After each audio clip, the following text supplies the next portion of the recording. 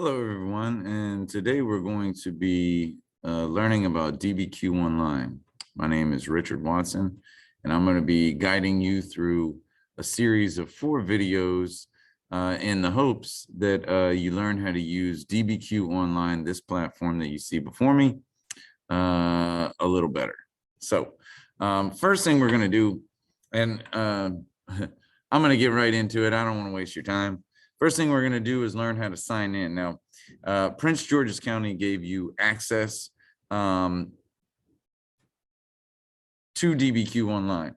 That access is the exact same email and password that you have for your Prince George's County email. Okay, so when you click login with Google, the first time you'll have to actually pick your email address, which is your standard email address for Prince George's County. Once you click that, you'll only actually have to sign into this once. Okay, so once you click that, it'll let you in. Now, my page might look a little bit different from yours because I already have classes. If you don't have any classes, you won't have anything pop up right here. Okay, you won't have these options.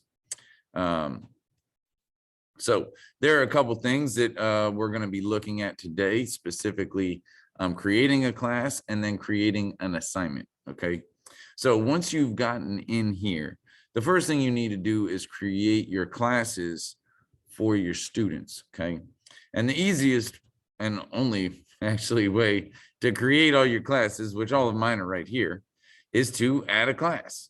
Okay, you just simply click this plus sign button. And when you click that, it's going to bring you this class name, and you simply name the class. Now, for me, I put the mod, the day, and the name of the class. So mine's an A day or a B day, mod 1 or 2, and then the name of the class. Your department directors might specify how they might want you to name your classes, but really you just put a name in there that's comfortable for you that you can differentiate and or know the differences from your other classes, and you click save, and you'll create this list. And like I said, mine, I do A day, then the mod, whatever mod it is for that day, or B day, then the mod, and then World Cultures Geography 2, because I'm teaching 7th grade this year. Now, I do have a couple other, the master class and the internship training class. Those classes were made specifically for these trainings that I'm going to help you with. So now that you have, say, your classes, okay, which here's one, this is a training class, okay, to help you.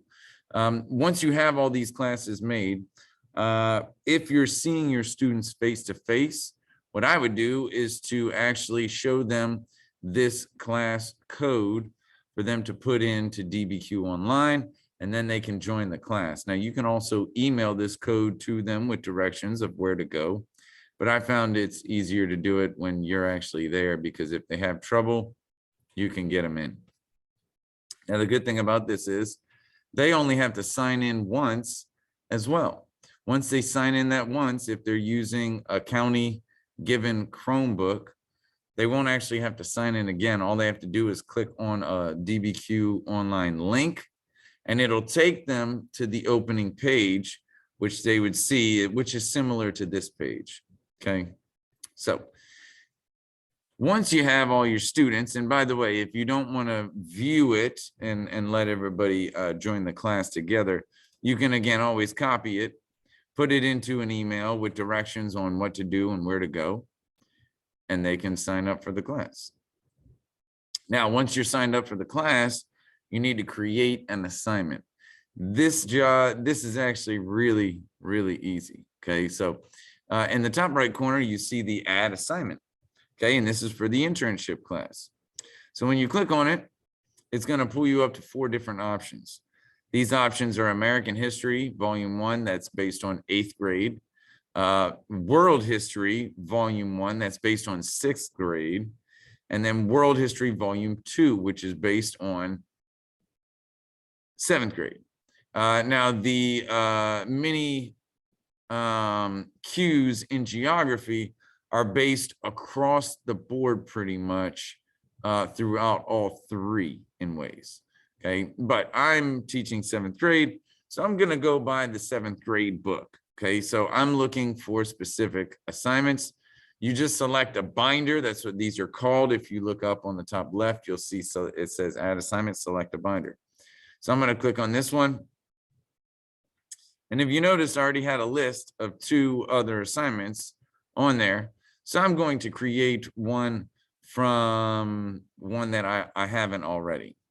So you see that there's 10 options on just this one group. Okay, and I'm going to actually start with the very first one. What were the primary reasons for the fall of Rome?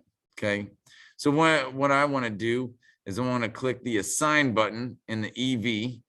Okay, and also if you want, you can always preview what this looks like. So here's the page. You get to see all the different documents and setups, and see when you go back, you want to preview this one, you can see that this one's much longer. Okay, the EV is the more in-depth activity or assignment, and students, I think, like those small details. So when you click the assign, okay, what you're going to do is you'll choose from these additional supports whatever you want, whatever works best for your students. If, say, you have a lot of Spanish speakers that are also ESOL students, you might want to add in the enable English to Spanish toggle. That means you can see it in Spanish as well as in English. Okay, the read aloud tool is great for students with special needs that have trouble reading, especially reading new vocabulary. And then you have including a guided essay. Obviously, these are for support. Okay, include sample essays, the active essay builder. All these different things really make it easier for the student to complete. You pick, again, based on what you see is going to work best for your class. Okay. Now, something else important, if you click the customize button on the top, it'll show you what assignments or what pages are going to be part of this assignment. Now, there are 2 ways you can go about making an assignment.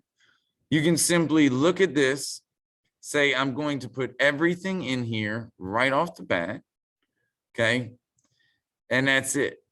Or you can look at this and say, I don't have time to plan this out, and I don't know how well my students are going to react. So because of this, I'm going to act accordingly, and I'm only going to have the first 4 pages of this assignment activated from the beginning.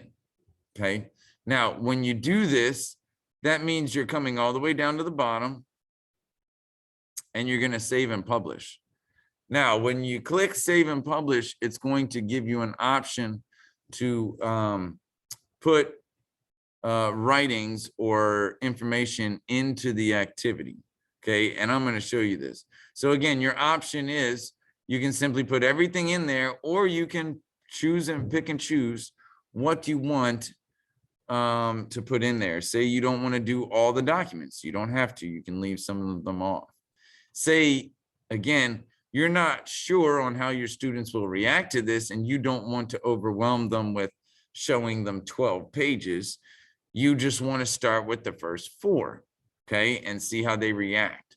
You can add to these assignments. That is the modification part of my teaching of this training. So we're not going to modify in this video, okay? But from here, say you have these 4 slides, you know you want to use these 4, you're not sure about the rest and how you're going to do it. You simply go all the way down. By the way, you've picked everything you want to add in. You go all the way down, you click the save and publish button. Now you have add markups, or not now. Now you can add them later. It doesn't change anything, but it's easiest to add the markups. Now the markups are simply adding in boxes, okay, and other information, directions, arrows, guiding the students. Okay, so I'd add in, and for some reason I always put my directions on the right side of the page. I don't know why. I could add in, and I always color coordinate mine. This is the blue box directions. Okay. Now, what I'm going to end up doing is giving them instructions on writing in these blue boxes on the left details about the image that they see before them, this image right here, the destruction of the empire.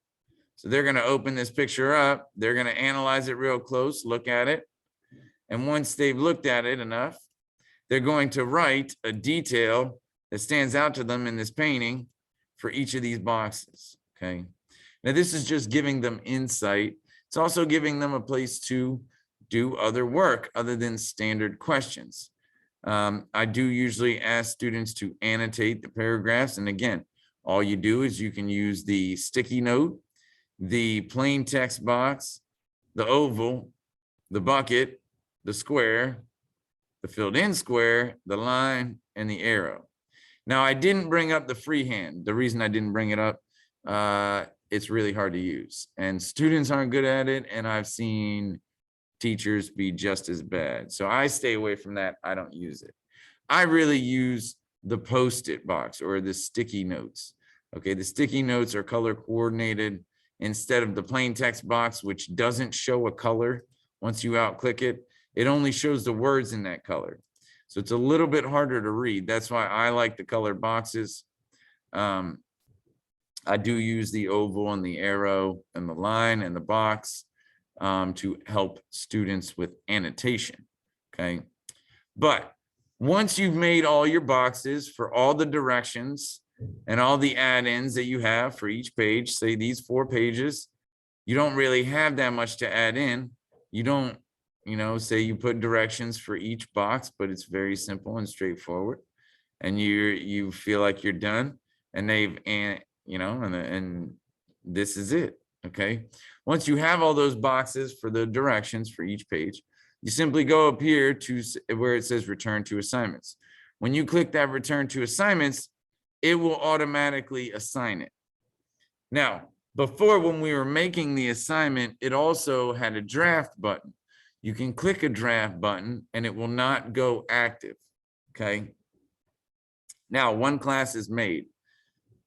Say you're like me and you have 4 classes on A day and 4 classes on B day. Well, we just made 1 class. Well, I got 7 more to go. Actually, you don't have to start from scratch for those other classes. What you do is click this settings button, okay, the little wheel with the spokes, and then you'll click copy assignment. When you click copy assignment, all of my classes show up. You simply check off the ones that you want to be a part of the class. To get the same copy that you made, press submit, and every single one of those classes just got the same assignment that this class that we just made in this class, okay? They got the same assignment. Now, this is nice because you can go and individually modify each assignment for each class, which again, I'm going to show you modifications in a later video. But this is the basic way to set up an assignment, okay? And again, remember, when I said yes to making the assignment, there was a button on the left that also brought up the option of saving it as a draft. You can save it as a draft if you want. Most teachers don't save it as a draft, just from my experience, because you're going live. Unless they're trying to get ahead and they're not going to use it for a while. When you make it, you're going to be using it within a couple days. So you might as well just put it in there and assign it. So this is how you make an assignment. And we already went over how to make a class. If you have any questions, please put them in the comment section below. Thank you very much for your time.